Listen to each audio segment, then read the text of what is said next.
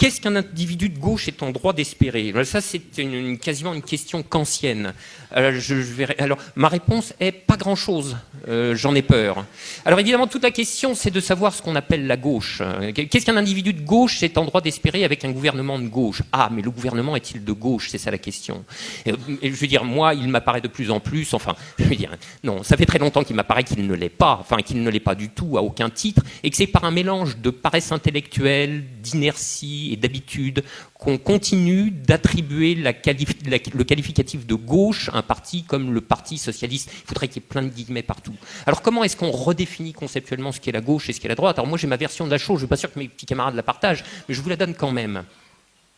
On entend souvent dire qu'il n'y a pas d'alternative. Et la proposition est vraie à l'intérieur d'un certain cadre des structures économiques. C'est-à-dire, en effet, lorsqu'on s'est mis sur le dos la déréglementation financière internationale, le libre-échange sans aucun frein, le modèle européen de politique économique avec banque centrale indépendante, austérité imposée par les critères, les traités, les pactes, les two-packs, le TSCG, etc., il est bien vrai qu'à l'intérieur de ça, il n'y a plus beaucoup d'alternatives.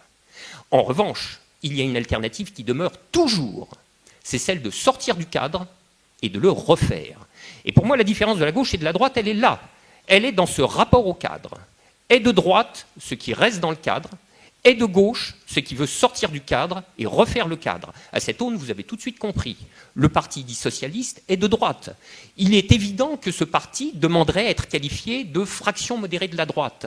Et encore, quand je dis modéré, je ne sais pas si j'ai vraiment raison, car regardez quelque chose comme l'accord national interprofessionnel, le rapport gallois, la réforme croupion des banques, etc., etc., je pense que peut-être même que Sarkozy n'aurait pas fait pire. Par conséquent, l'appellation la plus juste à mes yeux pour le Parti socialiste, c'est que c'est la droite complexée. C'est ça la seule différence. Il y a la droite complexée et il y a la droite décomplexée. Bon, voilà les termes de l'alternative politique et électorale. Nous avons à choisir entre la droite complexée et la droite décomplexée. Et je vous avoue qu'en matière d'espérance de l'individu de gauche, ça nous mène pas très loin.